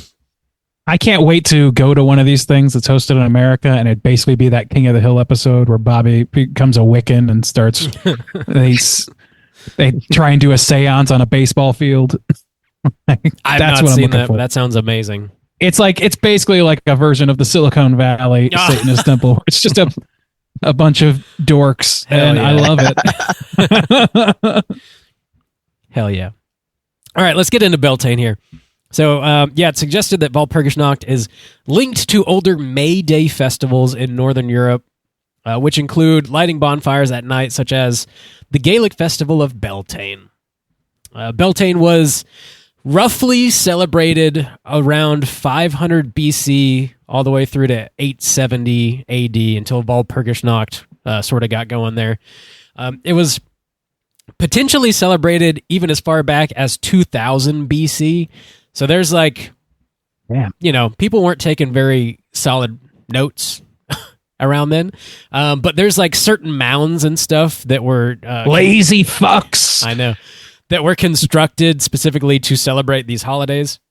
So they think because those mounds exist, they were potentially celebrating even as far back as 2000 BC. But for sure, at least 500 BC to 870, Beltane was properly celebrated. And dude, that's even nuts. Before Jesus. Yeah. Trying to confuse me with your liberal biblicisms. Beltane is a Celtic word meaning the fires of Bel. Bel is likely referring to the Celtic sun god Belinus, which would help explain these giant ass bonfires that they build. Beltane is one of the four main Celtic seasonal festivals, along with Samhain, Imbolc, and Lugnasda. Yes. Probably nailed it. Yes. Lugnasda. Probably. Look nasty. Lug nasty. And there's one per season, basically. But I think famously, like, Samhain and Beltane are the ones that are like, the spirits are crazy the big strong and they're going because autumn and spring are the best. They kick ass. Kick ass. Yeah. I would love to do like a full on, like basically Halloween party around a bonfire. And dude, like this shit looks so awesome. There's guys painted up in like some like paint, and there are these women that have these like huge flower headdresses and like that's not where I thought you were going. Oh no. Huge flower. That's Yabbos. In fact, he loves them. It's so this is the Gaelic May Day festival, marking the beginning of the summer, traditionally held on May 1st and widely observed in Ireland, Scotland, and the Isle of Man. It's mentioned in the earliest Irish literature that can be found roughly around the 8th century. So old shit. Rituals were performed to protect cattle, people, and crops, and to encourage growth. Special bonfires were kindled whose flames, smoke, and ashes were deemed to have protective powers. Oftentimes, 2 large fires would be lit, and herdsmen would drive their cattle between them to protect against disease. Sort of cleanse them, you know. It reminds me of a time that is past. A simpler time, yes. A simpler time. Just catch some shit on fire. Yeah, that's the way to go. You'll be fine.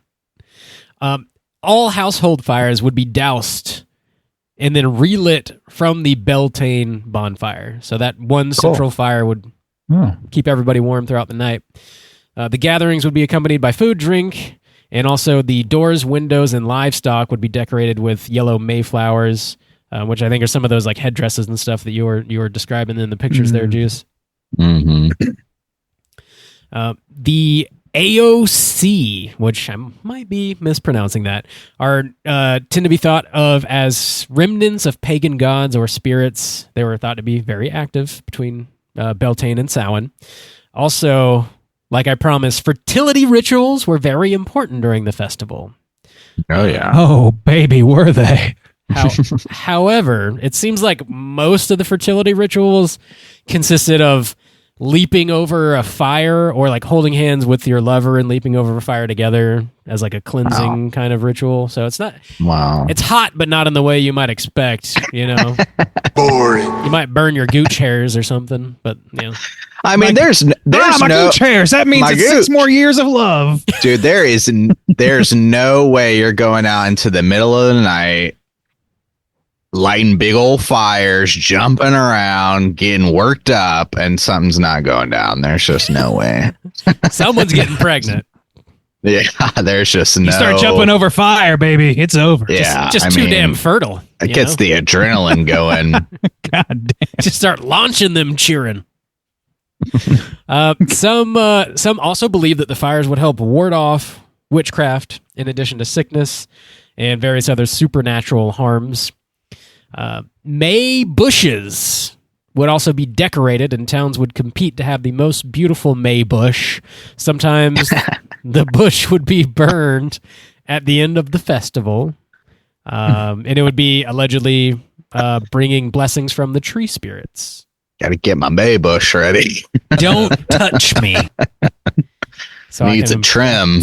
Dress to impress. You know, you got to prune your May bush, or you're asking for trouble. Yeah, compete with the neighbor. It's like getting my nails done. Got to go get my May bush. Your May bush is too long. You're gonna burn your gooch jumping the fire. That's all I can say. I see it every year. It's an amateur. Give me the special May bush treatment. You know, I'm going to the fest. It's like 10 pounds of flowers on your pelvis, just weighing you down. Hell yeah, dude. That sounds great. So plump, so right. Gives it a fresh scent, though, you know? Yeah, I bet. Many Beltane practices were designed to ward off or appease the fairies and prevent them from stealing dairy products, because we know how much the fairies love the dairies. I know. We're selling our souls for butter over here. I mean, goddamn. It better be the real goddamn deal, okay? I'm perfectly willing to fuck up my digestive tract with cheeses at any given time, so I get it. I get it. The appeal's there. For example, the fairies would try to get at various butters, you know, like we were saying. So folks would leave 3 black coals underneath their butter churn to keep them from stealing it, which there you go. Sounds like Christmas. Oh, yeah. They would also leave May bows tied to milk pails, and they would nail the tails of cattle in barns just to keep them away from all their dairy. I'm sorry, what? Nailed their tails? Yeah, I guess maybe after they butchered them, they would keep the tail. I don't know, but yeah, they would hang. Oh, I thought you meant while Okay. like. I was like, that's fucked up. Thought it was like a way for them to not run away, like nail their tail. I think they could probably get away, and it just would be rough. Probably. Okay. Probably. Yes. Got it. Severed tails. Maximum terror. Just a couple more points here. Since 1988, a Beltane Fire Festival has been held every year on the night of April 30th on Calton Hill in Edinburgh, Scotland. That's when I'm seeing a lot of these pictures from Edinburgh. Yeah. While inspired by traditional Beltane, it is a modern celebration of summer's beginning, which draws on many influences. The performance art event involves fire dances and a procession by costume performers led by the May Queen and the Green Man, culminating in the lighting of a bonfire. I gotta say, though, the May Queen looks awesome. The Green Man, I think they could step it up. He's just green. They painted He's just green. That sucks. They paint his got no skin green. Well, it sucks because there's some really cool artwork around it where it looks like he's made of like vines or bushes. There's a lot of texture to it, and then he's got the horns. But in the event, it's just a dude in like a loincloth painted green, and I'm like, we need to step that up a little bit, guys. Yeah. We got to do a little better than this. Charlie Kelly could handle it. I know that much. May Queen's over here stomping dong. All right. Yeah, she looks great.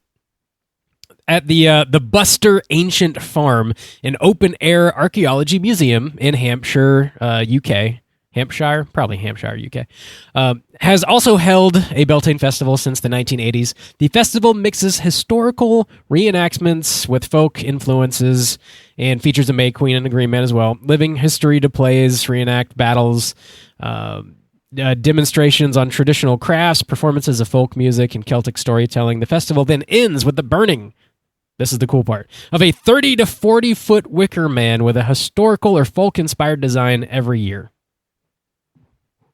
You said that happens. So excited about all that boogeyman bullshit. You said that happens at the Buster Himes farm. That's what I said. Okay, just want to make sure. Rituals. Buster Himes. Buster Himes farm in Edinburgh. Gotcha. My boy, Buster Himes. Every year, 30 to 40 fucking foot wicker mang gets torched. That would be so rad. That is so like, fucking cool. Looking at the pictures is like they have a lot of resemblance with like the Nordic trolls that you see in parks and stuff. There's a few in the US I've seen, but like it's really like a Nordic thing. Yeah. And just like seeing something that big burnt on fire has to be pretty fucking nuts. Yeah, sometimes they put people inside. That shit gets really crazy. Yeah, well, yeah, if they want good crops, of course. I've seen it in the movies. Yes. So it's real. Okay. But they have to be virgins. They have to be. Nah. Men. That's why.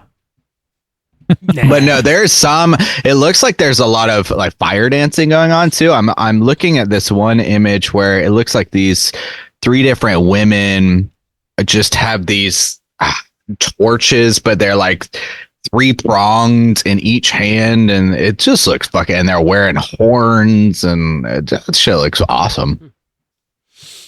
The last little thing I have here. Yeah, me too. This is courtesy of Joe Bob. He did like a Walpurgisnacht double feature a couple years ago. Apparently, the traditional drink of Walpurgisnacht.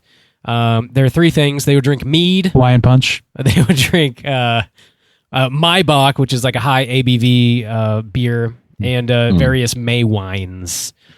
I don't know if I've ever had mead, but there's a place in Seoul that's like a brewery that's famous for making mead. I need to go there. I don't think I have. Y'all ever had mead before? Yeah. Yeah. Really? It's not, honestly, like I think it's like it's a little bit of a thing. I know that I had some in New York when I was on a visit there at just some bar. It was like a nice winter night and they were serving mead. I don't know how like traditional it was. Probably not, but okay. There's also like you can get like little like almost tea bags with like the proper herbs and shit, and you just add cider or whatever. I don't remember, wine, whatever it is. Mm-hmm. Yeah, I think it's been years. Usually made out of honey, but you can flavor it with whatever. Yeah. It's not my favorite thing, but it's not. I don't nice dislike novelty. it. Yeah, it's all nice. right. Is it like super? Since it's made from honey, is it like a super sweet kind of beer? It can. I wouldn't even call it, but not always. It doesn't strike any resemblance to beer for me. Like honey maybe wine. No, it's more akin to a cider, closer to that. Cider anyways, one. Okay. So yeah, that's pretty much all I got for Beltane and Walpurgisnacht. How should we celebrate in the States going forward? Is there anything that stood out to you guys that you really would like to like? Oh man, fire dances for sure. Yeah, I mean, tight. this kind of feels like fucking Burning Man, except without the corporate sponsorship. I kind of just want like little pockets of Burning Man across the U.S. That would be totally fine with me. I do like the flower headdresses too, because some of these like look really wild. Like not like you would go to a flower shop, but they have like pieces of, I don't know, just like wildflowers and stuff like that. This isn't like a crown of roses all the time or anything like that. But the horns are really cool too. But I guess that's a little bit of an animal cruelty question there. I guess. Well, I mean, there's all kinds of like faux horns you can get. Yeah. But no, I mean, I think I really like the texture of it to celebrate. It's weird because Halloween is all about the dark night, and like the contrasting colors, like the pumpkins and stuff like that. But this is like super bright, but I guess, I don't know, it works with the bonfires of the night too. But I really like the headdresses, the colors and the textures of like the green vinery and stuff like that. It works really well for me. There's different ways you could go about it. You could do probably more traditional like that and lean into the Green Man and like the May Queen stuff, or you could just like go full like witch party on a mountaintop and lean into it that way. That's kind of where I'm going. Yeah. It's kind of what I want. Yeah, you could do one during the day and one at night, you know? You could do a more like Easter do a parade. Yeah. Yeah, like family friendly maypole. On May 1st. And white dresses and stuff like that. But then you can have a night of debauchery where everyone's topless or April near 30th. naked and just burning shit. In the middle of the woods. Painting their bodies green and Take a good look, because it's the last time. Yep. jumping over fires. And everybody's so damn fertile. It's just crazy. Yeah. It feels like to Mayhem. me. I need a feels little like to me extra you have, fertility. like, a little, you have yourself a little county fair sort of thing where you have maypoles and all that sort of thing, and the 4-H club comes out and teaches people how to recycle or some shit. And then, later on, there's like, there's like a true like barn party basically, but you know, in somebody's field, Field, you need a field. You Yeah. could even lean into the fairy aspect, dress up like fairies or, whatever. Tree nymphs. There's like there's a lot of these little like small haunts, these small Halloween haunts that go on in people's like, acres of land or whatever. We went to one last year. If they wanted to, they could like just have a big ass bonfire there. Like if they wanted to do the extra work and basically run it themselves and have a little haunted house that's part of it, like sort of like prepping for next year. Like I don't know how, like that's a lot of work obviously, but like I think somebody who is like interested enough could put something like that on, and it builds into existing structures that they're already using. So I think that's the perfect way to do it. Like carnival setting, it should be fun, it should be light. Even in the debauchery section, it should be somewhat light, you know what I mean? Like a Halloween party, like it can go. The later you stay, the more raucous it gets. The more fertile everybody is. Yeah, my fertility's going off the charts right now. What time is it? I think the big thing like with this is maybe just the regulatory things, because a lot of this has to do with fire. You got some fire dancing, which looks awesome. You got a big giant bonfire, which looks awesome, but you have to kind of be careful with some of those things. Have a friend with an acre or two, or you can't do it like a public park, really. I remember in Jacksonville, I mean, there was several fire dancing events that like we went to, or that we saw. Like, well, we knew a fire dancer at one point, didn't we? I feel like we did. Yeah. So yeah, I mean, There's people out there doing it. I appreciate that. Yeah, it's like a really cool thing that like they like to do or what. I feel like you just got to get a location. And to your point, like I don't think would be that hard to be like tell the fire department, that's the local fire department. If something gets out of hand, you call them immediately, or they have a representative there to just make sure it goes on according to plan. It's not that uncommon. There's something like they do it for every fireworks show, I remember, Bob, do you remember our first year in college when like we were taken out to the middle of nowhere and then there was just this big bonfire? It was for St. Patrick's Day. Was it? Okay. Shillelagh. That just there's something just like primal about this big fire in the middle of nowhere where there's no lights, where because you're just like in the woods, but really it's a field but like isolated. So we were taken to the middle of the we really were there, we were. I had no idea where we were. I was fucked up. I could not have gotten myself if they had like kidnapped me, I would just it is that segment from Trick or Treat. It just is that. So I think that's kind of maybe one of the bigger restrictions too, is like having space, having like a big swath of land. You could have a small like bonfire in your backyard too. Sure. Do stuff like that, or that's a thing. You could set up a maypole in the backyard too. It's not that hard. Just get that's true. Big ass pole, and or do the maybush thing. If you got a maybush in the front yard, or just a bush, you can decorate it and make it a maybush. God knows we love putting shit on trees for holidays. You could even get like a little May tree if you wanted and put it in the house. If you wanted to have something that, like, there's so many different ways you could go about it. I dig it. I dig the options. If somebody like fucking Salem, as overrun as that is all the time already, but like their off season is right about now because for tourism, if they wanted to just throw a big party like that, people would head in. Or what's the name of that town that witch people love to party? What's it called? God damn it. Casadega? Yeah, that would be perfect, Casadega. If they just threw on this big party, like made it like spooked it out, called it halfway to Halloween, or like did something to like draw people in, because people don't know about this, obviously. But I think there'd be a lot of takers, especially from the people who pay attention to locations like that. Like, do it at the Overlook Hotel or some shit. Like, do it. Yeah, especially too places. Because like people, even like people get worked up for Halloween. Even like in Korea. Korea has no ties to Halloween, but it gets more and more popular each year. And like Christmas, same thing too. It's like no ties to that. It's like especially in the States, people do Easter, but it very much is like a kind of kids thing. Kids go looking for Easter eggs. They get some Easter basket. They have a thing. I mean, we need some adult celebrations, Yeah, we need around the spring. What's happening to Halloween? Yeah, in the spring though. Yes. Yeah. Like if you wanted to take Easter to that conclusion, you easily could, because that is all about fertility. But yeah. I think that a separate, distinct event, especially right around now when like there's just not a major holiday, the one that sticks out the way that like Halloween, Christmas, all that shit happens at the end of the year. We need a halfway. We need a halfway mark just to keep us alive. Keep us alive.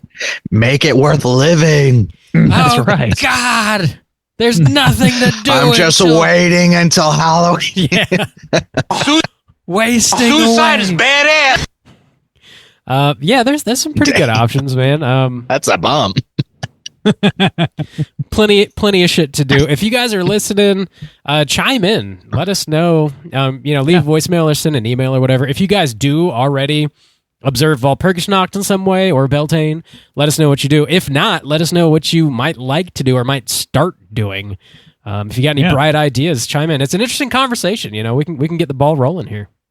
I honestly think all you need is just an excuse to gather around a bonfire, and like if it's just that, it's still fun. So why not? It would be so cool even just to put this on a bucket list to go to Edinburgh, because the pictures look awesome. Yeah. I agree with that. Straight chilling meetup in Edinburgh. I would pay attention to that pitch. Whoa. Let's do it. Let's put juice in that giant wicker mang and green man. We all know he's never gotten any, so I'll just be famously. He likes it on the whole. I'm saving myself for a what? Saving myself for Walpurgisnacht. I've been my whole life. Gonna go wild. Never heard of it before, but I know I've been saving myself for something, and this is it. This is it. I knew there was something out there. Sweet. Yeah. Anything else you guys want to mention before we close out here? No, it's a fun little bonus. Yeah. It was a good time. Solid flick and cool stuff to talk about. Thank you guys so much for hanging out with us and celebrating Walpurgisnacht 2024. Hope you guys are doing well. And call in, like I said, 904-638-3231. Leave us those voicemails. Let us know what you think. And we'll be back next week with a brand new show. I don't know what we're talking about, but it's going to be something dope that you're definitely going to want to listen to.